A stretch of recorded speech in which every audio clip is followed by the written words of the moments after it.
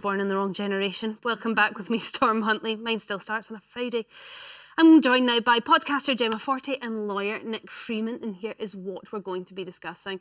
So, first up, should the 12-year-old boys who killed 19-year-old Sean Sasehai with a machete be named? The judge is considering whether to identify them.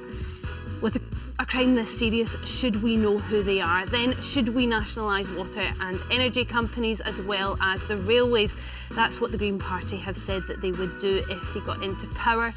But do you think that it would be a total shambles? And then after that, would a Labour landslide be bad for Britain? The Defence Secretary Grant Shapps has claimed that a so-called supermajority would spell bad news for the country and give the party unchecked power. Do you agree with that? And then we'll wrap up by asking whether David Beckham should get a knighthood. Singer Rod Stewart has joked that he should get one soon. David was given an OBE for his services to football back in 2003, but should he be Sir David? Do let us know your thoughts. 0207 862 2222 is the number. I will repeat, 0207 862 2222. Calls from landlines may cost up to 16 pence per minute plus any call set-up fees, and calls from mobiles may cost considerably more. To send us a message though, head to Facebook or X, search for Storm Huntley. You can leave us a message there. But now I want your calls on this.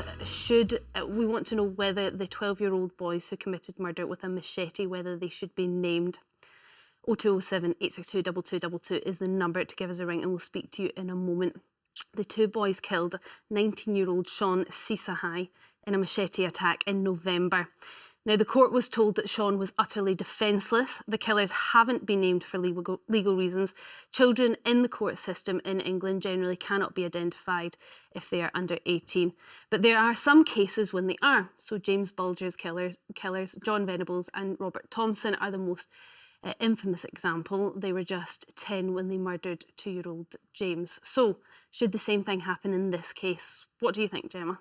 My instinct is probably not. And so, for instance, each case is looked at by a judge. And in the instance of Jamie Bulger's killers, that judge decided at the time that it was probably a good idea because it saved when they turned 18, there being this real hunt for the identity. Now, these children, sadly, nothing can bring that young man back. And I wonder what naming them achieves. It's just sad. All we need to know is that these two 12-year-olds have done this violent, despicable murder. And there are many more questions. How does a 12-year-old get hold of a machete? What is the neglect and trauma that the children have suffered to end up being that psychopathic? Well, maybe that is where the public interest lies. Now, you can name children under the age of 18 if they commit these sorts of crimes, if there is a public interest, and that suggests that there might be. Well, what I worry about is the slight vigilante aspect, the sort of baying for blood, the sort of thirst for knowing their names for what. So, yes, if it is in sort of the public interest in a sensible way, but for me, what changes if I know their names? At this point, I just hope that they are dealt with in the strongest terms, that everybody is protected from them, and that they are, looked at, and that their situation around their lives is looked at, and that questions are asked about how society has got here in general. And there was a brilliant speaker on the radio the other day, talking about, like, we know that, I don't know, take some cabinet members, be it, Sunak, Hunt, or, Starmer, their 12-year-old isn't going to be grabbing hold of a machete. Right. And so you need to go, how is this happening? Why aren't children being protected from stuff that they're seeing, from being able to get hold of this stuff? Why isn't their energy being diverted into better things? Is it linked to the fact that so much support has been shut down? These questions. It definitely brings up a lot of questions, I think, for society. But I suppose if we name these individuals, doesn't that put their family at risk? No, I think it actually helps their family. Because you've raised the point about vigilantes. Obviously, any vigilante action is unlawful, it's illegal. At least if the public know who these children are, then other people who aren't involved in these children are not going to be wrongly targeted. So there may inevitably be some sort of vigilante behaviour. One hopes not, but at least it won't be misdirected against people who've got nothing to do with these children. It will be directed towards their family. And Gemma's already brought up the point that a lot of people at home and the general public are going to be thinking, what kind of family do these parents come from? And pointing the finger at people that might be completely innocent. Of course. I think that the main point here is the judge has got a balancing exercise to do, and he's going to consider the children's interests and then the public interest. And you rightly say, in previous cases, in the case of Venables, the public interest trumped the children's interests. And inevitably, I think the judge will do exactly the same thing here. And it's important to bear in mind, number one, there's a huge deterrent effect in naming them, and that's what the police are baying for. The police are saying, we've got this terrible problem. We need to deter people from behaving like this. And possibly by naming them, it might act as a deterrent. And when they get to 18, they're going to be sentenced. They need to start their sentence, which is remedial and punitive. They need to start it straight away. If they are not named, we're going to get to a stage, if they have anonymity and they're not named, when they get to 18, the whole matter is going to be brought up again. There's going to be a lot of publicity about it. They need to get on with their sentence, so we might as well deal with it now. There is also a risk, though, Nick, is they're not in a situation like this when you've got 12-year-olds carrying knives. They're carrying them for what reason? To have some sort of macho reputation. I wonder whether identifying them will only give them more sort of reputation, kudos, some sort of kudos. Disgusting as that sounds, but from a certain sort of perhaps demographic. Well, the police are certainly of the view that it will have actually the opposite effect, and it will actually assist them in trying to manage this problem that they feel there needs to be a deterrent. And that's the thing. I think with this, I trust the people, the powers that be, to make those decisions. And I think a judge has all the information at their disposal. Exactly. They're the ones that can really look into it. And I feel like the public should leave it at that. OK, let's go to the calls. Kathy from Lancashire, what's your thoughts when it comes to naming children child criminals? Oh, Kathy's gone. We'll try and get you back. Kathy, Nick, Gemma. She's gone to put a wash on. She's gone to put a wash on. Yeah, I don't know what's happened there. I mean, I suppose when they turn 18, there is a chance they're going to be named anyway. Yeah. So why wait? As Nick says, let's start the rehabilitation process. Let's start the punitive process. I mean, what was so worrying and disturbing, all of it is worrying and disturbing, but when you saw the transcript of the text that had been sent by one of the children, is clearly completely damaged, deluded. I don't know what the correct words would be, but this person is broken and, is a menace to society. Well, he is. Absolutely. He's been terrorising the neighbourhood. Absolutely. Neighbours have barricaded themselves in with barbed wire to keep these youths out. Yeah. So what the question I wonder is, the police are aware of this. They've been carrying machetes. It's well known they've been carrying machetes. Why haven't the police used their powers of stop and search and dealt with them and taken them before the courts and let the justice system kick in? This was not a well-kept secret. They were local feral youths who are terrorising people. As I say, people are barricading themselves in their home. What are the police doing with these people? Well, why aren't they dealing with it? This is the other argument, I suppose, for naming them, is that people in their local area, which is, I suppose, who they would care the most, who knew, already know. They already know. They know. It's going to be outed on social media in any case, isn't it? Joanne from Glasgow, what's your view when it comes to naming such young criminals? Hi, Storm. I think they should be named. What use would that be? Well, it would help people round about for a start off knowing who they are. Right, but they will be in jail, so it'll help the other prisoners know who they are? It depends how long they're going to give them, that's the problem. Sorry, what was that, Joanne? It depends how long they're going to give them. Well, I'm sure they're going to get quite a while, Joanne. I mean, if we're going to name them, then we're going to be Jamie Bulger. They only get 8 years.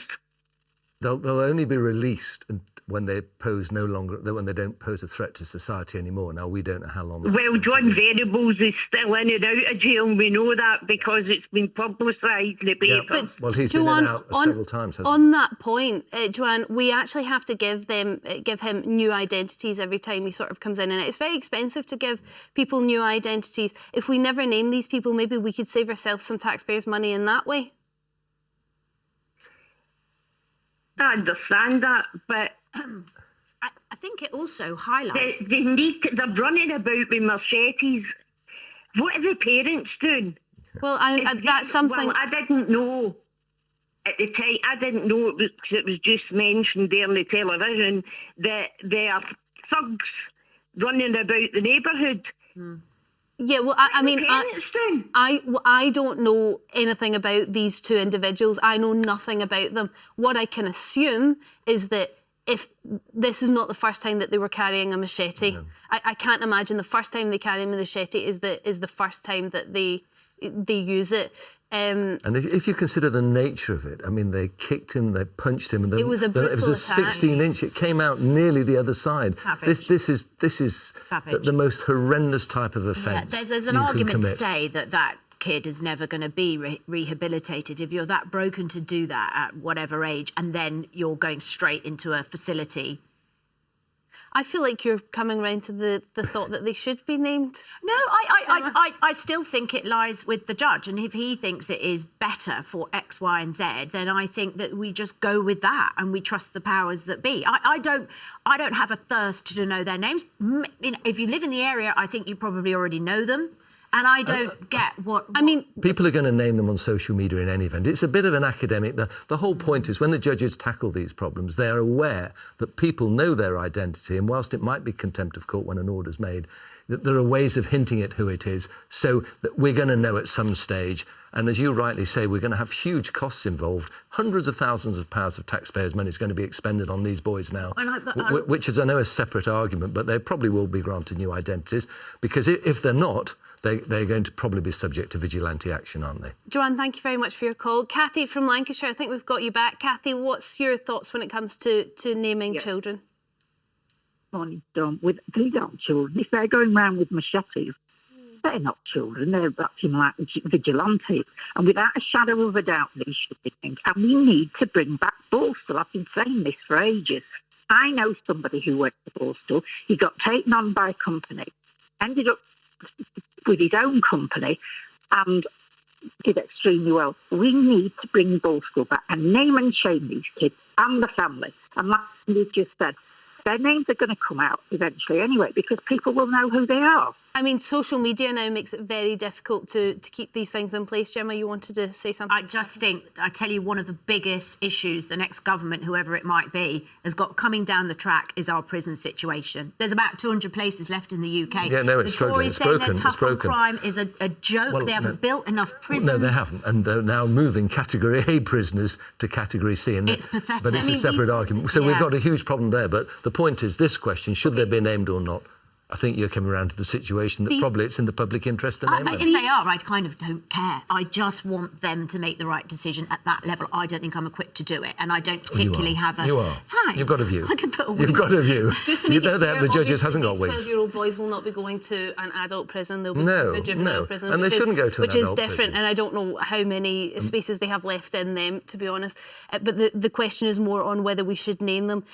Kathy, is there any defence in the fact that this wasn't premeditated? It doesn't seem to be premeditated, apart from the fact they were carrying a machete. Does that make you feel differently about it?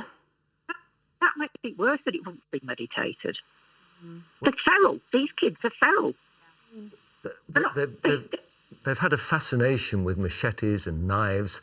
And when you say it's not premeditated, they're looking for trouble. What you know? Yeah, but their brains did you see the photograph? Their brains are underdeveloped. The risk factor of their brain is not fully functioning, and therefore there has to be different considerations. That's why we have juvenile courts and juvenile prisons. Yes, but have you seen the photograph of one of these youths with his tracksuit on, with his hands down, holding the machete and his knife, his face completely covered? There you go. It's sufficiently developed. We don't know. So this is not me saying this happened. You don't know how much that child's potentially been abused. You look at kids that haven't been hugged between the age of 0 and 3, and your brain doesn't develop properly. That is the problem. Well, the other thing that brought up questions in my mind, we all seen the picture of the machete underneath the bed. And I just thought, it doesn't look very well hidden. No. I don't think 12-year-olds are very good at... Well, look at the messages on the phone. Here. They're not sophisticated. So there has to be questions around how that could There's no criminal sophistication, is there? No, there's no criminal sophistication. No. But also just how that could slip under the net. Someone was changing that bed. Surely how do you go out? How does a 12-year... How does a mum or dad... or whoever, say goodbye, little Johnny, when you're going out and you've got a 16-inch machete stuffed down your trousers? If I had to put money on it, I do not think that child has been loved or cared for from day dot, and it's produced this. But he must be see, living, now this he is must be why- living so- somewhere. And why hasn't the mother or father or whoever contacted the police, contacted social services, said, God I knows. can't control God this knows. person. He It's poses terrible. a threat. He poses a danger. Yeah. That's the duty of the parent, I isn't know. it? I know, Kathy, it's thank you horrific. very much for your call. Sue from Wiltshire, well, I mean, we're talking about it now. Is it the parents' fault here? Should they be named and shamed so we know exactly what families they came from? As for the naming and shaming, I'm not really 100% on that, as due to the age. But as the parent blaming, I am going to step in because I had a child that was into drugs and knives, and I phoned the police and social services, and yet I was told I was breaching his human rights by grounding him, by searching his bags, by drug testing him. At what age, Sue? What age was your son? 13, 14 at the time, and he left home at 15, and I sent the police to look for him, and they went, we can't force him to come home because he's made a decision. That's 15. ridiculous. He has a Yeah. right. He has a right to privacy under the Human Rights Act. But But the 15, mother you're is in still a loco child. parentis. Exactly, the mother is in loco parentis. She's neglecting her duty of care. But so, If she doesn't Sue, do but- if she but doesn't do what she's done, and Sue's- you've obviously done the right thing. Exactly, but the police are saying that they can't force a 15-year-old back home. Legally, that doesn't sound right to Yeah, me. that It sounds doesn't sound right. It completely doesn't sound right at all. wrong. Not at 15. 16 maybe, but not So, 15. so perhaps here then, so we don't know. Maybe the parents had been reporting these boys. Maybe they had done everything that you had done, but the social services and the police took the same view they did with you. Everyone involved, the school, social services, the police, everybody. And no one could help me. How long ago was this? Only a couple of years ago. He's only just turned 22. So do you think then maybe they should be named so we can investigate what actually went on here a little bit clearer? The fact they've killed somebody, yes, I think they should be named, but I don't see where that's going. I don't see what that benefits anyone other than the victim's family. Well, and I'm not sure what Sean's mum and dad would say about that. They've certainly said that they don't want these I mean, boys to they're be still locked up 12. forever, which is incredibly forgiving of them, I think. So If somebody had killed my child, I want them named and shamed. But then that gives them a notoriety, whatever you call it. notoriety, yeah, that's what I was trying to get to earlier, Sue, and that's kind of a bit of a worry, really. But thank you for sharing your story. I just want to get another quick call in. James from Derbyshire, what's your view when it comes to naming criminals of this age? Remember, these individuals are 12. Well, I think it's obvious it should be named because in another 10 years we'll be saying, oh, lessons will be learned about this because it's could possibly happen again. I mean, they'll probably go away for 8, 10 years and then you'll get a committee of good doers all sat there saying, oh, well, he had problems when he was being potty trained, so that's caused all this. So they release him, and if you don't know who they are, they're out loose. And you're back to square one. Lessons have been learned, you know, about it. If they're released, they'll have a new identity and you won't know who they are anyway, James. But I see what you're saying. If you name them now, you can investigate where they came from, what sort of family they came from, what things the family put in place to stop an event like this happening. Like our earlier caller, Sue, who called the police and social services and they didn't seem to do anything. Perhaps it could be that it's a similar situation or not, but it sounds like a lot of our callers would like that information. But I don't think it's that naming them isn't the purpose of naming them isn't to shame them. No. That's not, we're talking about naming and shaming. That's not why I suggest they be named. I suggest they be named for a deterrent reason and to stop the inevitable happening on social media and to let them get on with their sentence, both aspects of it, so that when we get to 18, we don't have to revisit it. We're dealing with it now. Let's get on with the sentence process. I don't think they're going to be sentenced until September, Yep. and so the judge is considering whether to name them at the moment, so only time will tell. James, thank you very much for your call. Thanks for all your calls on this. After the break, should we nationalise water, energy and the railways? That's what the Green Party said they would do if they were in power, but would it be a mistake? 0207 862 2222 is the number. We'll see you after this. I don't think think there were any minis involved. No. Welcome back. We are live on Channel 5, also live on My 5. Gemma and Nick still here with me now. Later, would a Labour landslide be bad for Britain? But now I want your calls on whether we should nationalise the railways as well as water and energy companies. 0207 862 2222 is the number. The Green Party pledged to do just that in their manifesto yesterday. Carla Denyer, who leads the party alongside Adrian Ramsey, claimed that the plan would end what they called the rip-off rising bills, appalling services and shareholders trousering millions. So is it a good idea, or do you worry that nationalising could spell chaos? What do you think, Nick? I'm afraid I think nationalising would spell chaos, not would. Could there be any more chaos? Yeah. You have to remember, all these things were nationalised. All these energy companies, the railway, they were all nationalised. They were privatised for a very good reason. They were completely inefficient. They were a huge waste of money. And I'm struggling to find one aspect, one look at the NHS, anything that's owned or run by the state that actually works efficiently. So the NHS was absolutely fine before the Tories get in. And do you like sewage in the water? No, I'm not saying these are perfect. They're definitely not. There's a huge room for it. It's disgusting. No, I agree. It's imperfect. There's lots of things that can be done, but I do think it will be a retrograde step if they're transferred back to the state. You know, the railways in particular, I remember that as a young lad, and not the food, the regularity of the trains or lack of regularity, the condition of them, they were disgusting. People need to be incentivised to perform properly, whatever it is, and you know, they are trousering too much money, the water companies in particular, the shareholders. That needs to be regulated in a different way, but it does need to be in private hands. We need to have people who are hungry to make it work and not hungry just to be rich. That's why we need more government intervention, but not so much intervention that it's going to be actually earned back by the state. Now, I think that might be somewhere where you and Nick actually agree. The current government isn't doing a grand job in terms of, you know, the NHS, our education system, our, you know, looking after those sorts of things, and you're going to put more things into their power? Like the idea that the railways weren't run properly 30 years ago and that you couldn't nationalise them now and have a better stab at it is for the birds, because quite frankly it doesn't run very well now. But also, in my view, privatisation of utilities is a scam.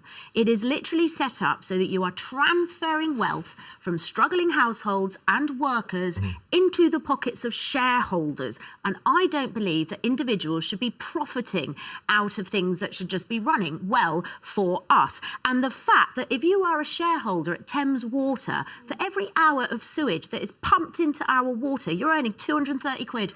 That is disgusting. When a reservoir hasn't been built since 1989.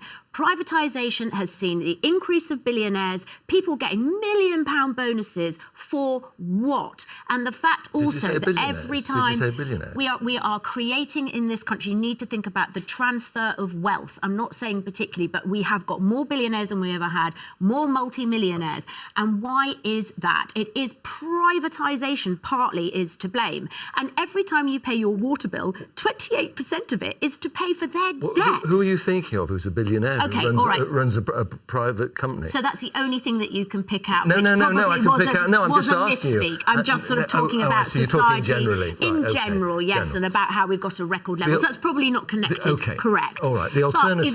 Can I just say what the alternative is? Yeah, they shouldn't be trousering it, and it's an imperfect system. But the alternative is you have the national health, and all we're doing is plundering fortunes down a black hole, which is unaccountable. It's so inefficient. People are now waiting longer than they've ever done at any stage for cancer treatment. Yes, it's absolutely disgraceful. But that's run by the state. But that's run by the state. Specifically the Tory government, who don't believe in it because you can't make profit out of the NHS. The Tory government have put more money. They've invested more money in the NHS than any other government. No, they haven't. That's an absolute lie. Go and fact check it, because they include within that the money that they've given to their cronies, the money that was handed out to people like Michelle Mone. They've actually included that in the numbers. 65 million quid she made out of faulty PPE. So do not tell me that. Talk to people who work in the NHS, who are still fantastic, and many people are still getting great treatment. It's just that the waiting lists are out of hand. They weren't in 2010, and we've hemorrhaged doctors.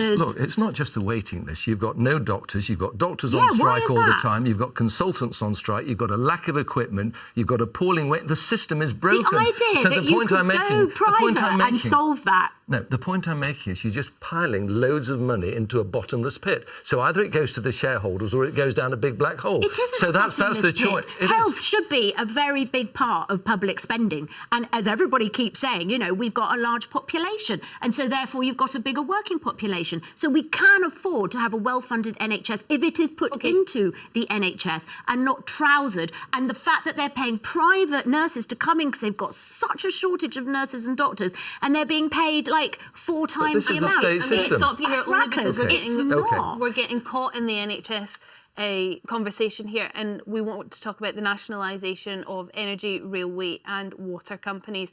Pat from London, you're up first on the phones. What's your view when it comes to nationalising these things? Do you think it would be a good idea?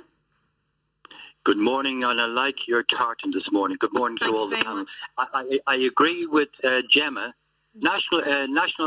We need nationalisation, because this originally came from the United States of America, from Reagan. He created 9 million people on the dole. And Gemma is absolutely correct.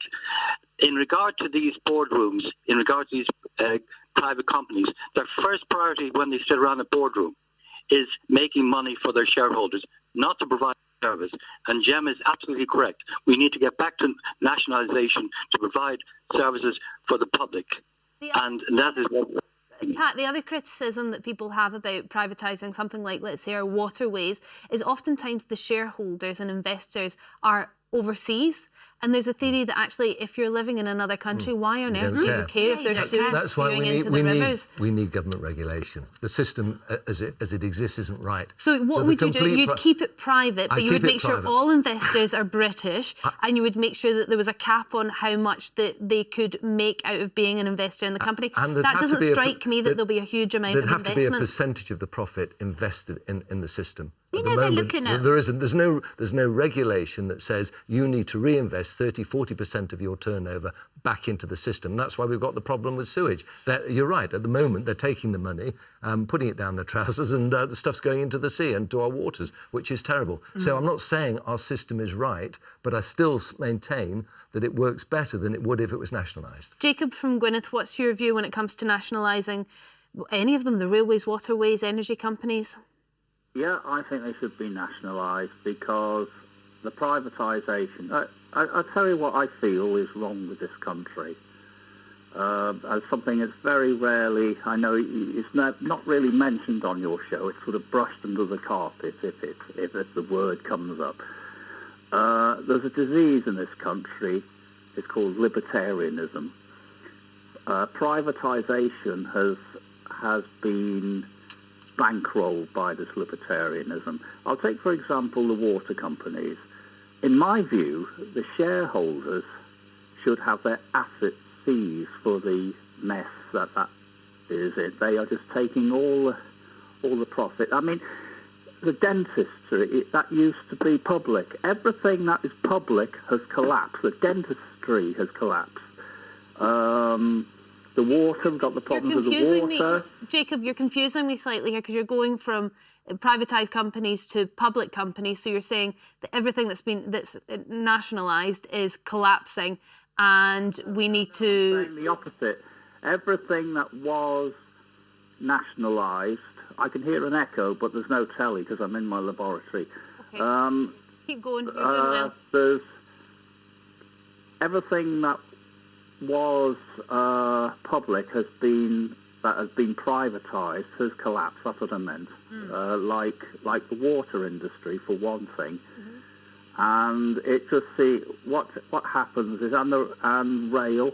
I mean, you look at the rail. What happens is they have one where you used to have a big longer train for customers to get on and go to their destinations. You now have 1 or 2 trains that will be crammed in. You can't trust private companies. A private company is a machine.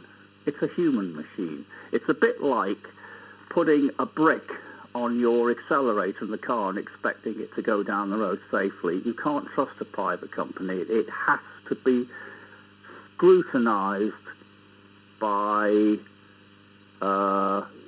the public system. And okay, but I Jacob, feel... but maybe that is the point then. Maybe there is some sort of middle ground here where we have tougher scrutinies of privatised companies, as Nick was saying. So you could continue to have private companies owning our waterways, our water systems, but they would have to be British owned. The shareholders would all have to live in the UK, so they're invested in our waters being clean. And there would be some sort of cap on the amount of money they can make and a ruling on how much investment they make. They have to be accountable. They have to be accountable. Would that make you feel more comfortable, Jacob? Well, yeah, but I mean, I grew up in the 60s and 70s, and there wasn't that much problems on trains or you know, you could guarantee quite a lot of strikes and, you know, blackouts and things. I mean, quite a lot towards the end of the 70s was going wrong. Yeah, but that was governmental issues, wasn't it, really? Yeah. We've kind of moved on, and there's been such a dramatic decline in this country in terms of our services. We can just all feel that every single day. And what the Greens are suggesting is that in order to do this and get things right, you do need a lot of funding. And they've got an idea. You tax 1% on assets over 10 million quid and 2% on assets above $1 billion. Who can argue with that? Do you know how much the tax is? 2% on $1 billion? It's 20 million. 20 million pounds. Yeah. I don't think you're going to find many billionaires who are happy to just say, here's a cheque for 20 million. They'll survive. They'll survive. They've That's got not the billions point. left. That's not- And the these idea people- that, no, this is a nonsense as well. It's pathetic. It's like, oh, so if you're earning 50 grand, cut your cloth, cut back on this and that. No, wait a minute. Roman Abramovich, Yep.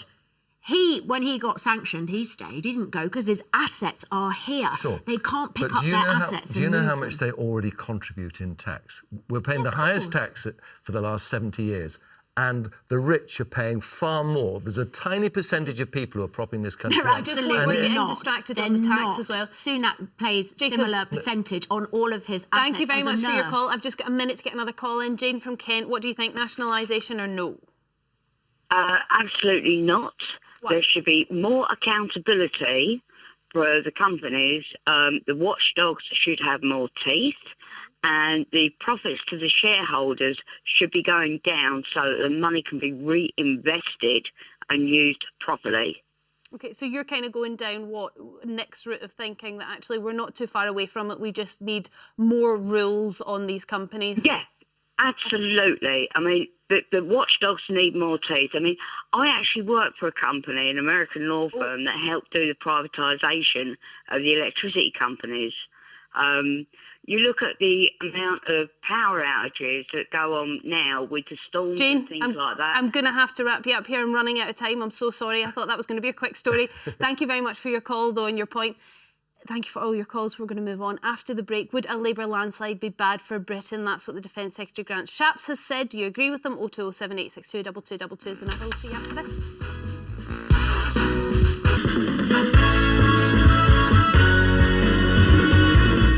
Welcome back. We are live on Channel 5, also live on My 5. Gemma and Nick are still here with me. And now, would a Labour landslide be bad for Britain? The Defence Secretary has issued a warning about just that when he spoke to Times Radio yesterday. We would argue that you want to make, you don't want to have somebody receive a supermajority. And in this case, of course, the concern would be that if Keir Starmer were to go into number 10, it will either be Rishi Sunak or Keir Starmer. There's no other outcome to this election. And that power was in some way unchecked. It would be very bad news for people in this country. Now, he's not the only one that seems to be conceding a victory here, if that's what he was doing. The Daily Mail front page leads today with the headline, Tory wipeout risks one-party socialist state. Now, currently polling suggests that the Labour Party is on course for an even bigger landslide than with Tony Blair's victory in 1997. But it's certainly not a done deal, and the polls have been wrong before. So, are you worried about a so-called supermajority win for Labour? Give us a call, 0207 862 2222, and we'll speak to you in just a moment. Nick, what do you think? Is it a worry, a landslide victory? I think it's a huge worry. The unions will move in. You need a parliament, a government that's going to be checked. And an unchecked government, they can basically carte blanche do what they want. And we know Starmer's there at the moment, and Starmer, to be fair, is probably reasonably Tory. He's a little bit like Blair. He's certainly very central or right of the Labour Party. But I think the moment they get in, they're predicting, I think, 197 seat majority, which is the biggest, as you say.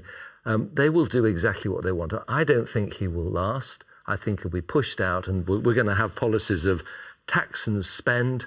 We've heard on their manifesto already, they say we're not going to raise these taxes, but interestingly enough, they've not talked about capital gains, they've not talked about inheritance tax, they've not talked about wealth tax. When they're specifically asked, all they say is, well, we haven't got any plans. So obviously that's a euphemism for actually that's exactly what we're going to do. We're going to have to get money from somewhere. Well, they're talking also about trying to grow the economy, which is good, which is encouraging. Basically, I think you always need someone who's accountable. And if it's a runaway machine, it's going to be dangerous, particularly when we have a very fragile security situation at the moment and we have Angela Rayner talking about nuclear disarmament. OK, well, I don't think she is. I think she's saying that can't be done at the moment. But I just want to look at the latest poll here from Electoral Calculus, because you're talking about an incredible landslide here. And absolutely, if we look at the last two columns, this is what the predicted percentage vote will be. And then the last column is the number of seats. So you've got Labour there as the second column down, the kind of pinky colour, 472 seats to Conservatives 76. Now that is quite a landslide, Gemma, isn't it? Yeah. I just want to counter that by saying the Tories want to get their money from people on welfare. It's like, yeah, because they've got loads to spare. So firstly, I don't think it's a foregone conclusion. But would this, if this played out, would this be a problem? Yeah, but 45% of the electorate apparently are undecided. I find that really interesting. Really? So, yeah, there was a really big poll out recently saying 45% are undecided. Oh, wow. And those people, I suspect a lot of them don't want to admit that they'd probably vote Tory, because it's like a dirty word at the moment. And you've also got reform in there as well. People are thinking, I quite like what they're saying, but is it a waste of vote? And you've also got perhaps complacency that Labour are going to do it, so I'm not going to bother. And you've also got a lot on the left who can't see a piece of paper between Labour and Tory. So I don't really have my Mystic Meg hat on. But if that was to come true, potentially it is a bit worrying for our democracy. But that said, is there any difference between a 30-seat majority, and a massive whopping majority? It sort of doesn't make. And well, it's funny, the Tories were very fine when they had an 80-seat majority, and look how they squandered that, and how things can change. And they've done absolutely nothing with it apart from destruction, in my view. Do you not think the unions would move in if they had that sort of majority? It will become a very left-wing party rather than a central party. Yeah, lovely. But do you think that's what's going to happen? No. I think Keir Starmer is very centrist. He is. And I think actually what's interesting for me is probably the Greens policies and Lib Dems policies. Some of them speak to me way more. I'll personally be voting tactically. I'm not affiliated to Labour particularly. I'm just desperate to see the end of this Tory reign, which I think has been a shameful slice of our history. Is there an argument, whether you agree with Labour's policies or not, it's actually quite beneficial to have a majority, even as dramatic as this one, because then you've got a party that can actually get things done. They can get things through, they can make the changes that are needed. When you're constantly trying to compromise, sometimes it just ends up as a mishmash mess. Look, if you look at both manifestos, there's not a huge amount of difference in real terms between them. They're pretty similar at the moment. And if they stick to the guns, and it carries on as it currently exists, or as it appears, it's not going to make that much difference. They've both got a Herculean task to do because the country is so broken. So, there's so many things that need repairing. And Starmer, to be fair, has hinted that we are not going to be throwing money at all sorts of things. There is going to be a spending squeeze, which is again a sort of a suggestion of a bit of austerity coming for our public services. I have heard economists time and time again say that there is a potential here that the parties aren't being completely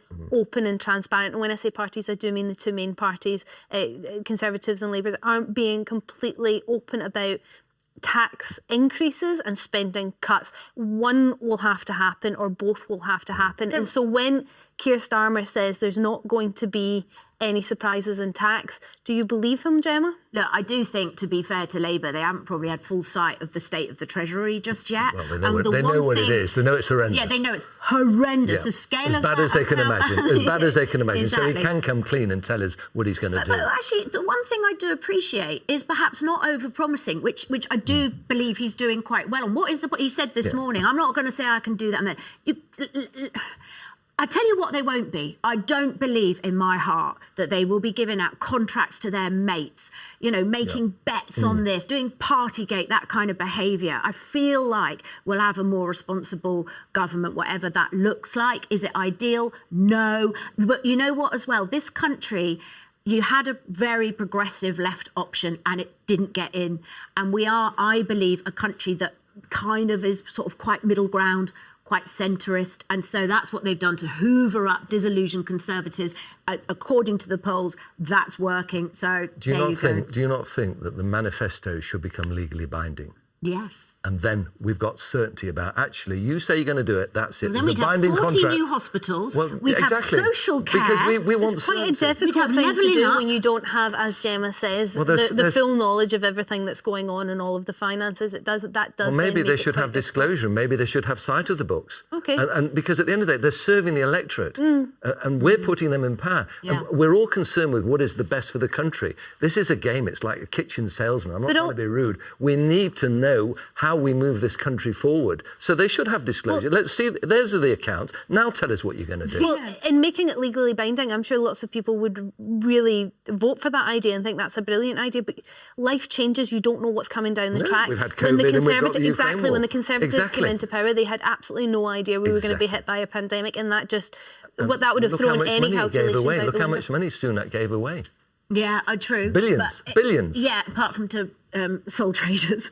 The 3 million excluded. Don't like that. Do you remember when he gave furlough to everybody apart from 3 million people who really needed it?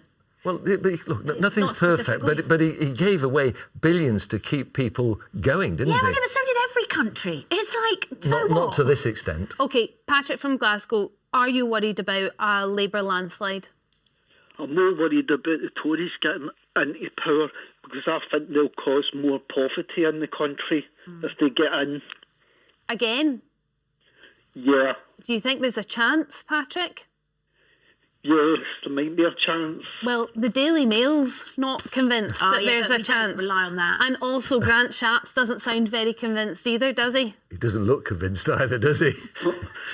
Well, they might and they might not. Well, it depends on the voters as well. But your bigger concern would be the Conservative Party. Do you have any worries about reform then?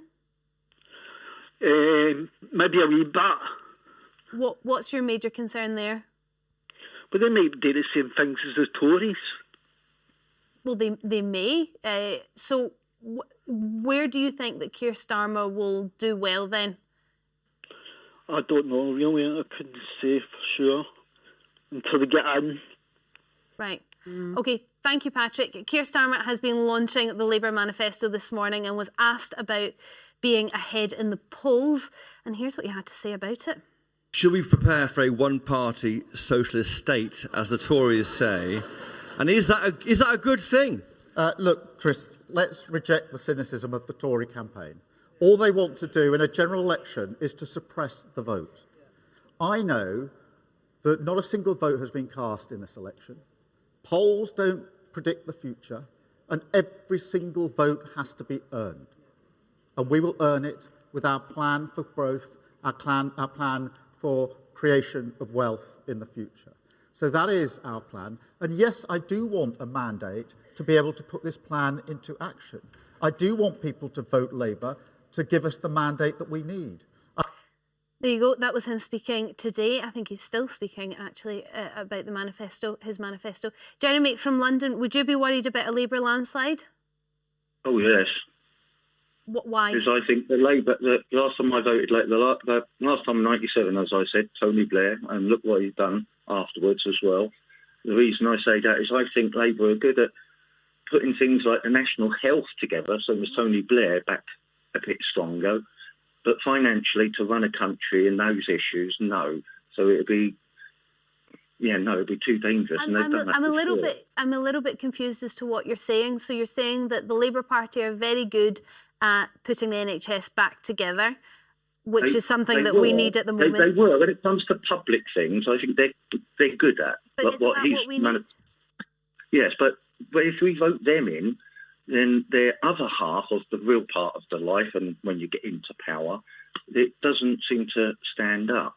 And the reason I don't know what you're getting at here, Jeremy. You're saying that they're good at dealing with the public services, but they're not good in power? I think, are you, Jeremy, suggesting that the Tories are going to be better at running the economy, but it's Labour that are better dealing with sort of the nationalised industries such as the NHS? Is that what you're suggesting? Yes. Can we just So what you're saying, Jeremy, is you need the money that is going to be created by the growth that the Tories create. And that money can then be expended. Maybe there's a coalition here. Maybe there's an argument for coalition. A bit of a divide. I think Gemma's head's about to. Just please bust a myth that Labour, after the financial crash, there was about 800 billion debt. It's 2.7 trillion now. Like, why does everybody think that because we've had COVID and we've had a war. No, take even but just kind of adjust for that. We absolutely have. But even adjust for that. Add in the black hole of Brexit, 40 billion a year, which nobody's talking about. People didn't. Brexit wasn't Everybody delivered feels as it should have been. Sunak put taxes up 15 times when he was Chancellor. Yes, he's trying to close that hole. Well done. But Jeremy, so you trust the Tories with the economy, even despite, let's say, Liz Truss's economic madness? Yes, I used to. That's why I'm saying I can't vote Labour, and I definitely ain't going to do my Tory vote again. And I'm disappointed, but I do think that, sometimes you should take both of these people and smack their heads together. So you are talking about a coalition, quite a violent one by the sounds of it, Jeremy. But you would like to see then some sort of coalition, some sort of discussion between Labour and Conservatives. Yes, and nobody should have that full amount of a landslide because that's too much power in one. Well, proportional representation is what's required. We've got this ancient voting system, first past the post. It doesn't work. Belarus are the only other place that has it. And I really passionately believe in proportional representation. We probably mean more Reform Party Reform to the members of the House of system. Parliament, Greens in the House of Commons, you Liberal would have Democrats, more and that's what you would like to see. More Lib Dem, way more Green, I suspect. But people would be able to vote with their heart. Would any business ever be done? Well, it would eventually. It might take longer to get things through. Hold on, you're arguing against yourself here, Nick. I wasn't suggesting the Greens are part of the coalition. I was talking about Tories and the Labour. Oh, I can't imagine anything worse. There's no chance of that. No, there isn't. I don't think. There isn't. But Jeremy, it would be a lovely idea. Thank you very much for your call. Dan on Twitter, we've got lots of social media messages here, so I'll just read a couple. Says, I'm sure that if the Conservatives were on course for a supermajority, he would still be voicing similar concerns. I don't know who you're referring to as he. Oh, Grant Shapps would still be voicing similar concerns. Okay. Joseph on Facebook, it's a catch-22 right now. Doesn't matter who gets voted in with the issues that we're facing. I mean, is that true, Gemma? Do you think that's fair? I think Starmer, if he gets in, is why would you want the job? It's an absolute nightmare. But then somebody's got to tackle it, and they do seem ready for the task. It is going to be Conservative or Labour, and I've personally had enough of the Tories to last me a lifetime. So you're just looking for change? Change, 100%. Somebody please come in and take over. And you can see the Conservatives are beat. They're out of puff. Yep. Do you think, just going back to Dan's message here on Twitter, I didn't understand it initially, but if we're talking about Grant Shapps would be voicing similar sort of concerns, even if they were on course, do we think actually there might be a sort of tactic involved in this? I mean, I don't know why I'm surprised that there might be tactics. Do you mean he's playing the underdog to such an extent? Yes, that Conservative voters, true blues, actually decide, OK, I'm annoyed with them, but it would be better the devil you know. I think there could be some tactics in there. If Gemma is right and there is 45% of the electorate undecided, then it's up for grabs, isn't it? So you need to turn that 45% into the Tory camp for the Tories to get back in, and then they're in. Because and I suppose the biggest vote. I mean, look, you had Kinnock and John Major, didn't you? Do you remember on the soapbox? Yeah. I mean, I'm not suggesting that's as surprising as this will be, but it wasn't far off because everyone thought that Kinnock was in. He was celebrating in Sheffield. Do you remember? He was on his, and John Major was going around on his soapbox. It was in April, I remember, and the Tories got in, and it was like a massive surprise. So, because I suppose they're also quite worried, the Conservatives, that people that are disillusioned with them will go to Reform because that will only help. Reform, but either way, if they go Reform or Lib Dems, they probably would be more likely to go Reform, wouldn't they? Yeah. That would only benefit Labour, would it not? Yeah, definitely. There'll be it depends. If you're an old school Conservative with a small c, I suspect you go Lib Dem. No. If you, But either way, either way, Any vote not for Tories, if you're Tory, is a vote why wasted. would you vote for them? No, Like, because there are lots can of you people. imagine I think Tories will do a better The job. amazing thing is, the only thing Sunak can cite is furlough out of 14 years. No, he's getting the economy going again. It's starting to grow. Let's go Things back are to starting to improve. Let's go back to Yeah, the they're polls. brilliant. They feel brilliant. Tony Really from good. West Yorkshire. What do you think? A Labour landslide, would it be dreadful for the country, or is it something that you are looking forward to? Be quite massive. As a Labour supporter, I must admit there's only one thing that worries me, and that is the fact that Labour, of course, are hand in hand with the unions. Now, a way to put that right would be have a committee of 30 people to decide the doctors' wages, etc., the train drivers from different walks of life, and it would be non-political. Let them decide on arbitration who comes forward and who doesn't, yeah. But Tony, at the moment, it's the unions who finance the Labour Party, and with a massive majority, that situation is going to become even more prevalent. But do you think that Keir Starmer might be the man to deal with? If we had a party of 30 people from different walks of life to decide on these massive argumental ones, it would be non-political then. Well, I think, Tony, what we have at the moment is supposedly an independent organisation that decides in the public sector who gets pay rises and who doesn't, and by how much. There is already a body that exists. The problem is that people disagree with that body, and that's when we get strikes. So I suppose the bigger question is, do you think Keir Starmer has it to be able to end the negotiations in a way that everybody's, well, maybe nobody's happy, but nobody's unhappy? Yeah, well, that's where the Labour Party will come unstuck then if they leave it to the unions. And there should be a party of 30 people from different walks of life. Tony, you did mention that a couple of times, Tony. You did mention it. Yeah. But Gemma, what do you think about Keir Starmer's ability to handle the unions? Well, he's purged the party of lots of progressives, lots of real socialists. He certainly means business. Whether that's a good thing or a bad thing, Well, it's a good thing. It's definitely, no, it's a good thing. I feel like I did read somewhere that actually one of the biggest unions in the country were not happy with Labour's manifesto, so they're already happening there. They're already scratching their itch because they want to sort the country out in the way that they do. And that's why a massive majority will swing so far to the left, it will destroy the advances we've recently made. We'll see, as I said. Whereas polls with the are right, often we wrong. pandered to Nigel Farage, we got Brexit, which has just been a disaster. And ironically, Okay, I'm going to have to wrap this up. I have to say, the whole show, there's been negotiations all the way in debate, all the way through the breaks. So it is quite hard to wrap this up. But Tony, thank you very much for your calls. Thank you. We're going to have to move on. We'll talk about the weather a little bit, actually, and why June is so cold. We'll tell you why after the break. Plus, does David Beckham deserve a knighthood? Singer Rod Stewart joked that he should be getting one soon.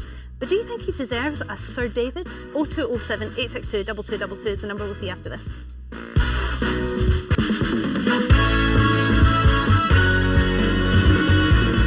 It can happen. Welcome back. Gemma and Nick are here with me. Now, before our next debate, we have to talk about the weather, don't we? Summer is officially just over a week away. Why is it so cold? We've been battered with wind and rain so far this June, and apparently this is due to a keen northerly wind which is drawing cold air from the Arctic. We can see it there towards the UK. Horrible thing that. And it's not going to get better for a little while, unfortunately. Has anybody put on their heating? Oh, just about managed to resist. I'm afraid I've 2 nights. I've put it on for an hour and I've never done it before. And I thought, the house is freezing. Yeah. We need to put it on. I've refused to take the jack out and just bared the cold on my way home from work because I've just thought, nope, it's supposed to be good weather now. I'm sticking with it. When the thermometer's as low as it has been, I'm northwest in London. You're spoiled down here. Mm-hmm. I'm regretting the duvet changeover. You know, the big duvet changeover. Yeah, for summer. Getting it back out. So depressing. Okay, so the Met Office has actually confirmed it's not just in our head. Temperatures are half what they were a year ago, which was the hottest June on record. So we are comparing it to the hottest June. Let's take a look at the differences in temperatures compared to last year. So we've got London at the top here. We've got some temperatures. That was 32 last year, 16 now. Cambridge 30 last year, 15. Belfast 26 degrees, now only 14. Cardiff 24 to 16. Glasgow 24. last year. That must have been incredible up there. And 16 now this year. Rare, right, Storm? Rare, incredibly rare. I was down here. I didn't get to enjoy it, although it was 32 in London. So yeah, that's a bit disappointing, isn't it? It is. It's a bit of a washout. I feel sorry for people, you know, when we as Brits and we try and organise sort of weddings and barbecues and everything, and then we just sit there going, have you got a blanket? What I worry about is now this will give the climate change deniers a bit of ammo. No. They're still blaming it on climate change. Because it is. They're saying this is a symptom of climate change. Yeah. It's not always warmer. Sometimes it's colder, so you can't win. Global warming stuffed it, because climate change is precisely that, and it's looking at records. And if all the big scientists in the world agree that we're going to have, sadly, where we are, damper, warmer, not distinct seasons, that is what we are seeing. Yeah, you're right. Right, well, on that cheerful note, we'll move on. Should David Beckham get a knighthood? That's what we're talking about now. You can give us a call, 0207 862 2222. We'll speak to you in just a moment. So the singer, Rod Stewart, I don't know why we have to say the singer, I think we just say Rod Stewart, we know who he is, has been overheard joking about it. He was at the King's Foundation Awards ceremony when he teased David over it. Thank you, my man. Penny and I are so honoured to be ambassadors for the King's Trust. Foundation. I'm also wonderfully honoured to be a knight, and David, yours is coming soon. Low blow there, although I think it was taken in the best way. David was given an OBE for his services to football, but that was back in 2003. Other big sporting stars that have already been giving knighthoods include, you know, Sir Alex Ferguson and Sir Lewis Hamilton. Bex has caused controversy in the past, particularly when he took the role of ambassador to Qatar ahead of the World Cup, despite the country's human rights record. So I wonder whether those sorts of things have delayed his potential knighthood if he was ever going to get one. But Nick, you actually know David. I do know him, yeah. Don't know why I'm calling him by his first name. It doesn't. No, Dave. I know him. Big Dave. If I tell you how I know him, I'd have to kill you. Okay, then don't tell us that. No. But does he deserve a knighthood? Look, what's the barometer? What qualities do you need? If you look at Sir Ed Davey, and I Googled Sir Ed to see on what basis he was awarded a knighthood, and really he's been a bit of a politician, and that's about it. Without question, David Beckham, what he's achieved in football is beyond, you know, literally anybody else who has ever, anything that's been achieved, he's surpassed it. So on that basis alone, he deserves it. Then you look at his charitable foundation, he raises fortunes. His one black mark is, you know, his links with Qatar. But I think on balance, it's inevitable. He will get it. He's probably one of the best, well, not probably, one of the best known faces in the world. He's an icon. Everyone knows who he is. This is all true, but it's mainly positive. He is very good at self-promotion. But when you look in the main at what other people have been knighted, and then look at what he's achieved, he deserves it, and it will probably happen. A knighthood is awarded for having a major contribution to an activity, usually on a national level. And when you're looking at it described as that, Gemma, it does seem only fair that he's given a knighthood. It does. His sporting accolades are absolutely incredible. I would give him a knighthood just based on him scoring that goal against Greece, which got us into a World Cup. It's probably one of my biggest sporting highlights of my entire life, mainly because I was in a pub and I was 3 sheets to the wind, and it was very joyful. Oh, you've got it. There we go. Look at that. Free kick. Do you remember? Wow, yeah. Oh, it was so happy. But do you remember when he did the foul in the was it the semi-final of the World Cup? That's what I was. Broke the country. And when I say country, I mean England. He was the most reviled man in the country. Yeah, in England. In England, yeah, in England. Sorry, I beg your pardon. No, probably I did say in the country. Elsewhere. I said in the country. Yeah. I was going to come on to that. I'm just clarifying what country you're referring to. I'm supporting Scotland tomorrow. You know. Oh, good for you. Yeah, absolutely. Of course. I was going to come on to that, actually, and on a serious point, he was bullied on a scale that you can't quite imagine. And there was a brilliant documentary on Netflix, and admittedly, I think they made it. But when you look back at what he had to cope with as a young man for a mistake of flicking his leg up in a moment of passion, anger, and the disgusting behaviour that ensued from the press, the public, all of this, and the way he coped and got over that, which actually many people would have sent them His wife, his children were threatened. It was horrendous. It was absolutely disgusting. So he's gone full circle. The resilience, and as you say... Okay, but you don't get, hold on, you don't get a knighthood for being trolled. It was terrible. It was horrible. Maybe you should. It was horrible. But what I'm saying is, you get it for your charitable work. You get it for your contributions to an activity. Yes, he does. But you also brought us up as charitable work, and on this list says notable charitable work includes helping raising 185,000 for the NSPCC, which sounds gorgeous. That sounds so lovely until you find out all he did was auction off a couple of World Cup tickets. I'm sure his foundation raises a significant amount of money. He's got a foundation with Victoria. I don't know what the statistics are, but to have a foundation, he must be raising serious cash for charities. He's also raised awareness. And then look at this. Remember this when he queued up to see the Queen Lion State, and he properly queued up. He didn't skip anything there. He was there signing autographs, taking pictures. And there was a moment as well years ago where I remember seeing footage of these kids in some village in Africa, and he went and they all knew who he was. He was as famous as like Michael Jackson on an international scale. One of the most famous faces in the world. So he is like an ambassador for Britain in the way. Definitely, and they have their Man U kits at the time in these far-flung places. Yep. Okay, let's go to calls and find out what you think at home. We're talking about a knighthood here for David Beckham. Richard from Essex, what's your view? Do you think kicking a ball about a bit gives you a knighthood? No way. Oh, no. I didn't think we'd find anyone that said no at this point. Why not? Well, one simple reason. He's not good enough. He's the bloke that should have got a knighthood for his football is Bobby Moore. Who won the World Cup for England. Yeah. In 1966, he was never knighted. He died with cancer. And you've got an idiot like David Beckham. Well, hold on. Whoa.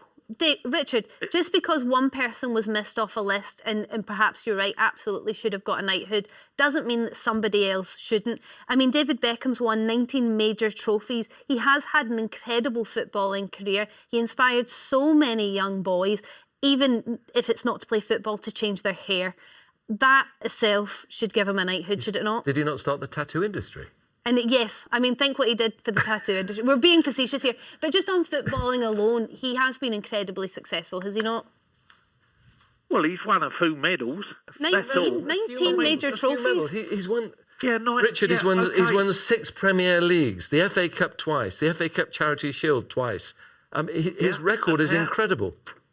And how well did he help England win the World Cup? We did help England win it. He got sent off in the semi-final. Yes. Which didn't help us at all. He was skipper of the side at the time. Which football team do you support, Richard? I support Tottenham. Is that anything to do with your view? Nothing to do with that. Bobby Moore played for West Ham. Yep. And I reckoned he was the greatest player I ever see play. And he definitely should have had. Richard, you might not be wrong. He did get an OBE, which I think David Beckham has as well. So, I mean, he's a CBE. Is it an OBE or a CBE? Never sure what the difference is. I'm so far away from getting anything, but I'm closer to getting a CBBC than I am anything else. So I never know the levels. Do, re, mi. But OBE for services to football. But Richard, okay, you keep going on about Bobby Moore, which is justified.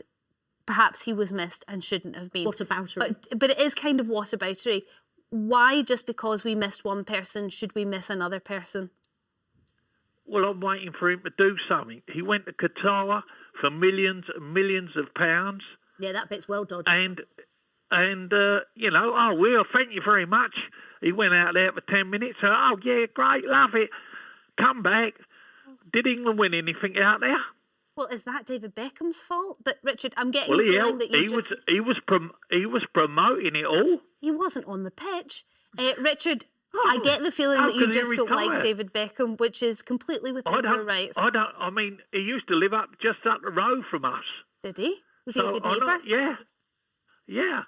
I mean, Put his bins out in the right day. I'm quite happy for him to do whatever he likes, but I don't think he's worthy of a knighthood. And there are a lot better people worthy of knighthoods, and he shouldn't be one of them. That's a perfectly valid view, Richard. Thank you very much. J.O. from Edinburgh, how do you feel about David Beckham? Does he deserve a knighthood? Hi, good afternoon from the panel. Hi there. Good afternoon. Can I just use Storm all of your top and dress? Thank you very much. I'm not in tomorrow, so I'm representing for Scotland. Yes, very patriotic Storm, but I'll get to the point. There's 3 points, I think, why David Beckham shouldn't get the knighthood. Okay? Or should.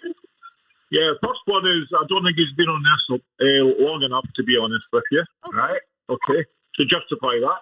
Plus, what about all the missing demons that he's had in his life with the what do you call it, the affair he had with Rebecca Lewis and everything? Okay. Right? Yeah? If you take every knighthood away from a man that's had an affair or a woman that's had an affair, you might not be left with very many people knighted, Jill. But I'd take your point. Maybe it shows a sign of character, a weakness in character that we don't like. Okay, what's your third point? Richard said as well, I don't think he deserves it, to be honest with you. I don't think he's done enough, if I'm being honest with you, Storm. You know? I do wonder, Jill, whether, rather than diminishing David Beckham's achievements, which I think is pretty hard to do because I think he's achieved quite a lot, certainly more than I have, and a pretty impressive CV, quite frankly. But I do wonder whether it begs a bigger question on the honours system and knighthoods in general, and whether actually we're giving them to the wrong people. Does a celebrity former footballer who has a lot of money and a lot of kudos already need one? So are you saying the criteria shouldn't be someone I used to fancy? It's not need. Should it not be deserve rather than need? Isn't that the test? Does he deserve one? Has he performed something extra special that justifies something? It should be a huge honour. I mean, that's why I go to Ed Davey. I've got nothing against Ed Davey, but he hasn't done anything, and he's a Sir Ed Davey. And how does that come about? So if you start with that as the barometer, David Beckham should be King of England. He should be President of the United States because he has achieved so much. Okay, we're going to go to read some messages. Sid on Twitter or X, depending on what you like to refer to it now. We should give it to a carer or someone who's doing community work, who are doing something for their fellow citizens. That sort of said the point that I was trying to get to there, is whether we give it to celebrities or wealthy people, or whether we give it to volunteers and charitable workers and people that don't just do their job well but go above and beyond in doing their job. I mean, that would be lovely. And imagine how many people you could nominate, right? Unsung heroes in the community, etc., etc. But it's kind of changing the thing. This is supposed to be for sort of extraordinary. Sir Walter Raleigh, Sir Francis Day, you know, people who... Potatoes. Churchill didn't get one, did he? He saved the country. The guy Sir Winston Churchill. Oh, was it Sir Winston? I actually don't know. Did he get one? It sounds right, Sir Winston Churchill, but it may not. I'm not sure. And the guy who cracked the Da Vinci Code, you know, he saved the country. Did he get one? So these are amazing feats. He was castrated. Chemically castrated. Let me, Alan Turing, let me go to calls just very quickly. I've only got a minute left. John from London, what's your view on this one? David Beckham, knighthood, should it be given to him immediately?